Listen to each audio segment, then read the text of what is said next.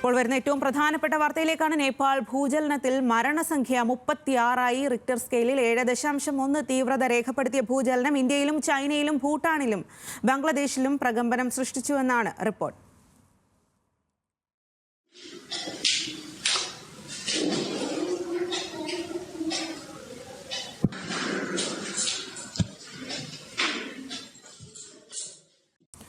കൂടുതൽ വിവരങ്ങളുമായി ശ്രീജിത്ത് ബാലകൃഷ്ണനാണ് ചേരുന്നത്. ശ്രീജിത്ത്, വലിയ ദുരന്തം എന്ന് തന്നെ പറയാം. 36 പേരുടെ മരണമാണ് നിലവിൽ റിപ്പോർട്ട് ചെയ്തിരിക്കുന്നത്. ഇനിയും മരണസംഖ്യ ഉയരാനുള്ള സാധ്യതയുണ്ടോ? എന്താണ് നിലവിലെ സ്ഥിതി?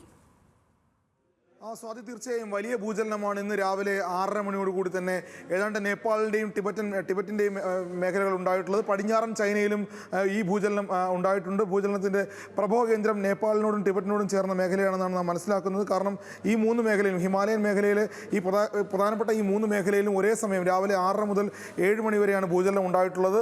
റിക്ടർ സ്കെയിൽ ഏതാണ്ട് 7.1 6.8 ഈ രണ്ട് മേഖലയിലും ഈ ഭൂചലനത്തിൻ്റെ തീവ്രത രേഖപ്പെടുത്തിയിട്ടുള്ളത്. 36 പേരുടെ മരണമാണ് ഇതുവരെ ഔദ്യോഗികമായി ടിബറ്റൻ മേഖലയിൽ സ്ഥിരീകരിച്ചിട്ടുള്ളത്. പടിഞ്ഞാറൻ ചൈനയിൽ 9 പേർ മരിച്ചതായും സിൻഹുവ റിപ്പോർട്ട് ചെയ്യുന്നുണ്ട്. ഇതിൻ്റെ ഒരു തുടർ അനുരണനം എന്ന നിലയ്ക്ക്, അതായത് ഈ ഭൂചലനത്തിൻ്റെ മറ്റ് തുടർ സാധ്യത എന്ന നിലയ്ക്ക് ഇന്ത്യയുടെ ഉത്തരേന്ത്യയുടെ വിവിധ മേഖലയിൽ, ബീഹാറിലും അസമിലും ബംഗാളിലും കൂടി, കൊൽക്കത്തയിലും കൂടി ഇതിൻ്റെ ഒരു ഈ ചലനങ്ങൾ, ഭൂചലനത്തിൻ്റെ മറ്റ് സാധ്യതകൾ, ചലനങ്ങൾ ഉണ്ടായിട്ടുണ്ട്. ഇന്ത്യയിൽ ഒരുപക്ഷെ നാശനഷ്ടങ്ങളൊന്നും ഇതുവരെ റിപ്പോർട്ട് ചെയ്തിട്ടില്ല. എന്നാൽ ടിബറ്റൻ മേഖലയിലും ചൈനയുടെ പടിഞ്ഞാറൻ മേഖലയിലും വലിയ രൂപത്തിലുള്ള ഭൂചലനമാണ് ഉണ്ടായിട്ടുള്ളത് എന്നാണ് നാം മനസ്സിലാക്കുന്നത്, എന്നാണ് സിൻഹുവ റിപ്പോർട്ട് ചെയ്യുന്നത്. സ്വാതി.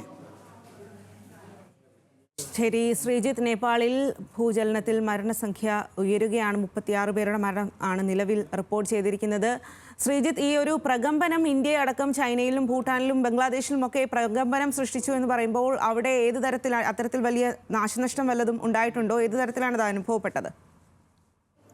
ഇന്ത്യയിൽ നാശനഷ്ടങ്ങൾ വലിയ രൂപത്തിൽ റിപ്പോർട്ട് ചെയ്യപ്പെട്ടില്ല. എന്നാൽ കൊൽക്കത്തയിലും ബംഗാളിൽ, പ്രത്യേകിച്ചും കൊൽക്കത്തയിലും അസമിലും അതോടൊപ്പം തന്നെ ബീഹാറിലും, ഈ 3 സംസ്ഥാനങ്ങളിലുമാണ് ഈ ഭൂചലനം ഇന്ത്യയിൽ റിപ്പോർട്ട് ചെയ്യപ്പെട്ടതായി പറയപ്പെടുന്നത്. കെട്ടിടങ്ങൾ പല ഭാഗങ്ങളിലും കുലുങ്ങിയിട്ടുണ്ട്. ആളുകൾ വീടിന് പുറത്തേക്ക് ഓടുന്ന സാഹചര്യം ഉണ്ടായിട്ടുണ്ട്. വിശേഷം കൊൽക്കത്തയിലും അസമിൻ്റെ പല മേഖലകളിലും, ഈ നമുക്കറിയാം ഹിമാലയൻ മേഖലയുടെ, ഹിമാലയൻ ബെൽറ്റിൻ്റെ ഒരു തുടർച്ചയാണ്. അതായത് ചൈനയിൽ ആരംഭിച്ച് നേപ്പാളിലും ടിബറ്റ് വഴി ഇന്ത്യയിലേക്ക് കടക്കുന്ന ആ ഒരു മേഖലയിലാണ് ഈ ഭൂചലനം ഉണ്ടായിട്ടുള്ളത്.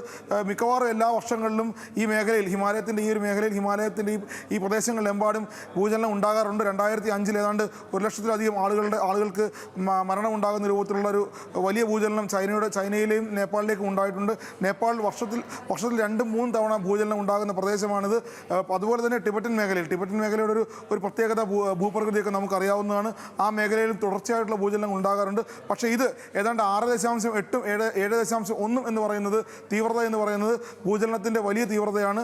വലിയ രൂപത്തിലുള്ള ഭൂചലനമാണ് ഉണ്ടായിട്ടുള്ളത്. ടിബറ്റൻ മേഖലയിൽ കെട്ടിടങ്ങൾ തകർന്നു വീഴുന്ന ദൃശ്യങ്ങൾ ഇപ്പോൾ തന്നെ പുറത്തു വരുന്നുണ്ട്. ഒരുപക്ഷെ കുറച്ച് നേരങ്ങൾ കൂടി അല്ലെങ്കിൽ മണിക്കൂറുകൾ കഴിയുമ്പോഴായിരിക്കും ടിബറ്റിൽ നിന്ന് കൂടുതൽ വിവരങ്ങൾ ലഭ്യമാവുക. കാരണം വാർത്താ മാധ്യമങ്ങളുടെ സാന്നിധ്യം, സ്വാധീനം വളരെ കുറഞ്ഞ മേഖലയാണത്. അതുമാത്രമല്ല, പ്രാദേശികമായ വളരെ റൂറലായിട്ടുള്ള മേഖലകളിലാണ്, ഈ മേഖലകളിലാണ് ഭൂചലനം ഉണ്ടായിട്ടുള്ളത്. അതുകൊണ്ട് മരണസംഖ്യ അല്ലെങ്കിൽ അപകടത്തിൻ്റെ ഒരു വ്യാപ്തി, കാഠിന്യം എത്രത്തോളം ഉണ്ട് എന്നുള്ളത് നമുക്കിപ്പോൾ പറയാൻ കഴിയില്ല. എന്നിരുന്നാലും 36 പേർ മരിച്ചു എന്നുള്ളതാണ് നമുക്ക് പറയാൻ കഴിയുന്നത്. ടിബറ്റൻ മേഖലയിൽ, പടിഞ്ഞാറൻ ചൈനയിൽ 9 പേരും ഈ അപകടത്തിൽ, ഭൂചലനത്തിൽ കൊല്ലപ്പെട്ടിട്ടുണ്ട്. ഇന്ത്യയിൽ ബംഗാളിലും ബീഹാറിലും അസമിലുമാണ് ഇപ്പോൾ ഭൂചലനം റിപ്പോർട്ട് ചെയ്യപ്പെട്ടിട്ടുള്ളത്. കെട്ടിടങ്ങൾ കുലുങ്ങുകയും രാവിലെ 6:00 തന്നെ കെട്ടിടങ്ങൾ കുലുങ്ങുകയും ആളുകൾ പുറത്തേക്ക് ഓടുകയും ചെയ്യുന്ന ദൃശ്യങ്ങൾ ഇപ്പോൾ പുറത്തു വരുന്നത്. വാർത്താ ഏജൻസിയായ ANI എല്ലാം ഇക്കാര്യം സ്ഥിരീകരിച്ചിട്ടുണ്ട്. ബംഗാളിൽ, കൊൽക്കത്തയിലാണ് ഏറ്റവും അധികം പ്രകമ്പനം ഉണ്ടായിട്ടുള്ളത്. ഈ പ്രകമ്പനത്തിൻ്റെ മറ്റ് നാശനഷ്ടങ്ങൾ ഇന്ത്യയിൽ റിപ്പോർട്ട് ചെയ്തിട്ടുണ്ടോ എന്ന് നമുക്കിപ്പോൾ പറയാൻ കഴിയില്ല. സ്വാതി.